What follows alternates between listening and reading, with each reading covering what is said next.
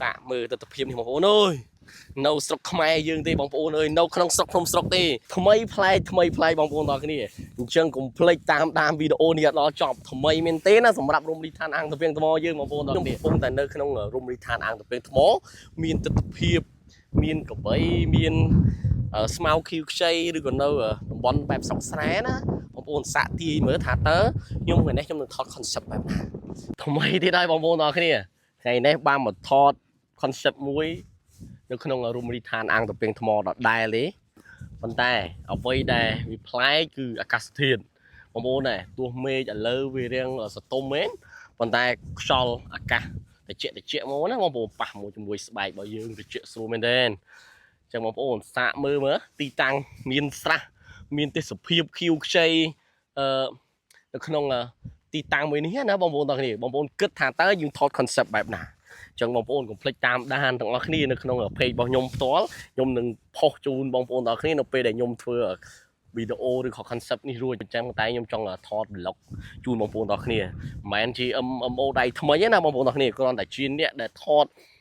បែបផ្សារទេនៅក្នុងរមណីយដ្ឋានអាងទពាំងថ្មប៉ុន្តែយើងនឹកថាតែយើងថ្មីដែរមិនមែនជាយូរទេប៉ុន្តែក៏យើងចង់ចែករំលែកទស្សនភាពឬក៏ផ្សព្វផ្សាយតំបន់ទេសចររមណីយដ្ឋានអាងទពាំងថ្មនេះណាចែកជូនទៅដល់បងប្អូនរបស់យើងដែលគាត់មិនទាន់បាន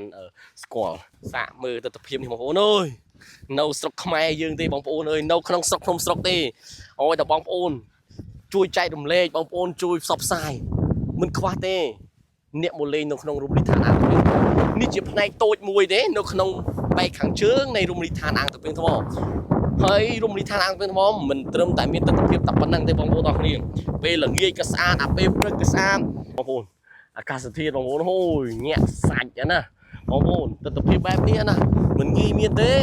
បងប្អូនទាំងគ្នាមិនងាយមានទេអានេះថ្ងៃត្រង់ណាបងប្អូនទាំងគ្នាបើល្ងាចវិញត្រជាក់ស្រួលអញ្ចឹងនេះទៀតបងប្អូនតំបន់នេះបងប្អូនទាំងគ្នាបងប្អូនពេលល្ងាចអី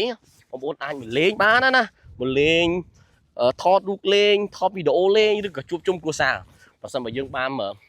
មិត្តភ័ក្តិអីឬក៏ក្រុមគ្រួសារណាមកដាក់កាទេបោះតង់ឬក៏បោះតុក camping បងប្អូនអើយស្អាតមែនទេនេះបងប្អូនងាកទៅខាងខ្លងណាក៏បានដែរនេះផ្លេចតាមដានវីដេអូយើងទាំងអស់គ្នាថាតើយើងថតអីនៅក្នុងរមណីយដ្ឋានអាងទពាំងផងកុំភ្លេចជួយចែករំលែកវីដេអូនេះផងថាដើម្បីផ្សព្វផ្សាយតំបន់ទេសចរក្នុងស្រុករបស់យើងឲ្យបងប្អូនយើងដែលនៅក្នុងប្រទេសកម្ពុជាបានស្គាល់រមណីយដ្ឋានអាងទពាំងថ្មដែលជារមណីយដ្ឋានប្រវត្តិសាស្ត្រមួយកន្លែងអញ្ចឹងវីដេអូនេះគឺជាវីដេអូផាត1អញ្ចឹងកុំភ្លេចជួបគ្នាវីដេអូផាតបន្តទៀតបាយបាយ